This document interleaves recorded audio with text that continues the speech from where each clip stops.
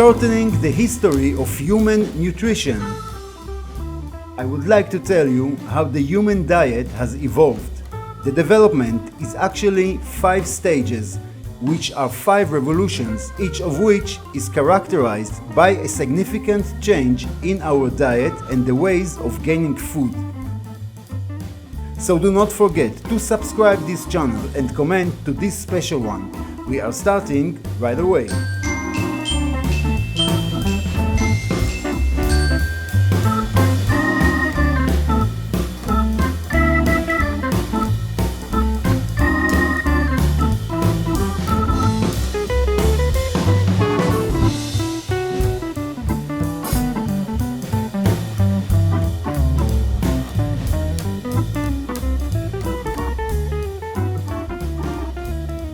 And since then to our days. Today we are at a new stage in the development of human nutrition, a stage characterized by power and control.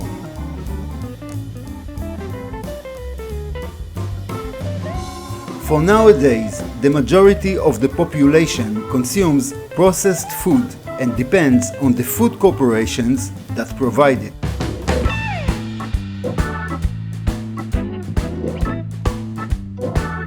Majority population's time is precious.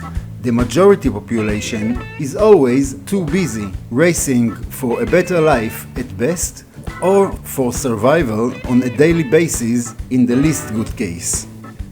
This population has transferred control of the food it consumes daily to food corporations that they are faithful to provide their nutrition.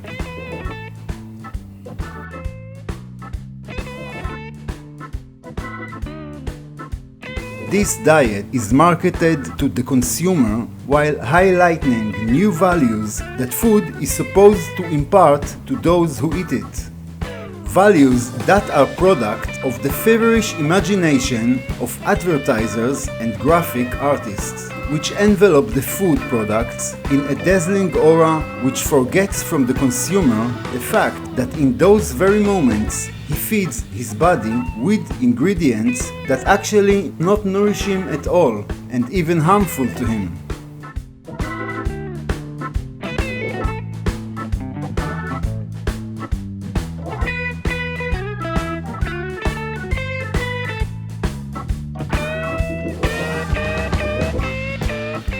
Food, how it is consumed and how it is prepared, have become a marketing consumer product. And local traditions have become an industrialized, adapted food to consumers all over the world, regardless of the different values of the same food, which should be geographically adapted to the population consuming it.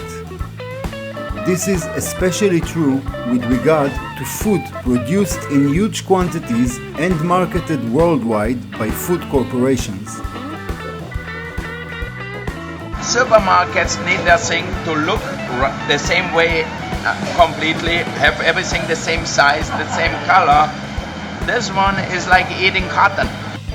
The same corporations control the food industry, and paradoxically, they are the ones who create the regulations that is supposed to restrict or regulate their activities in order to represent the interest of the consumer. Is to regain respectability for a very simple 6-letter word, P-R-O-F-I-T.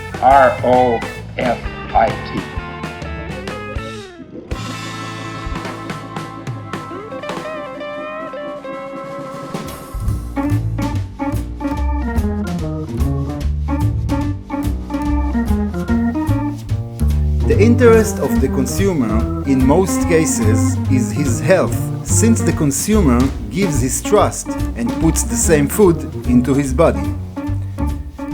In recent decades, the food industry has become increasingly centralized. Large corporations hold more than 70% of the food supply.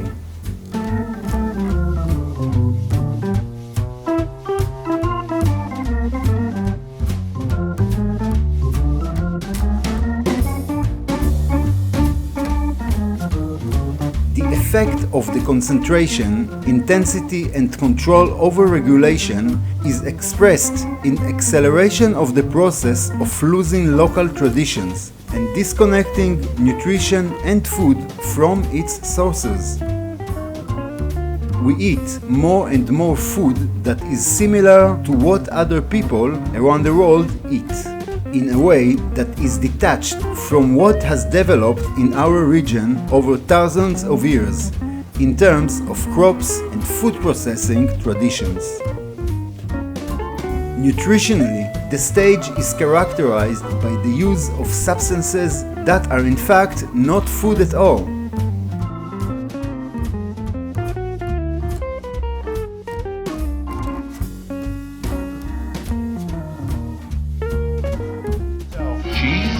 Not real cheese, a delicious imitation of cheese. It has less than 20% of the milk fat of cheese. The rest has been replaced by golden corn oil. Nutritionally, the stage is characterized by the use of substances that are in fact not food at all, but those that are only part of the food production and preservation. Stabilizers, clearizers, thickening, preserving, sliding, and more. Also, the researchers deals extensively with their effect.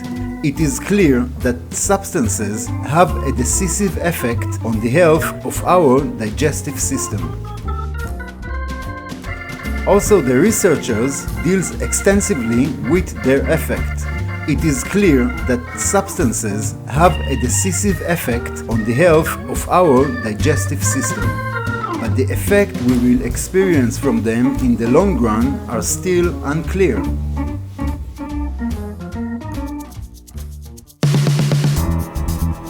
We are in a process of moving away from our food.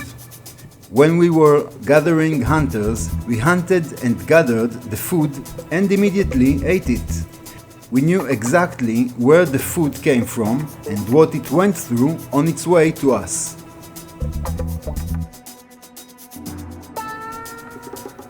In the agricultural revolution, a process of reseeding began. Men began to store food, to grow it on the fields. Afterwards, we moved to permanent settlements, villages and cities.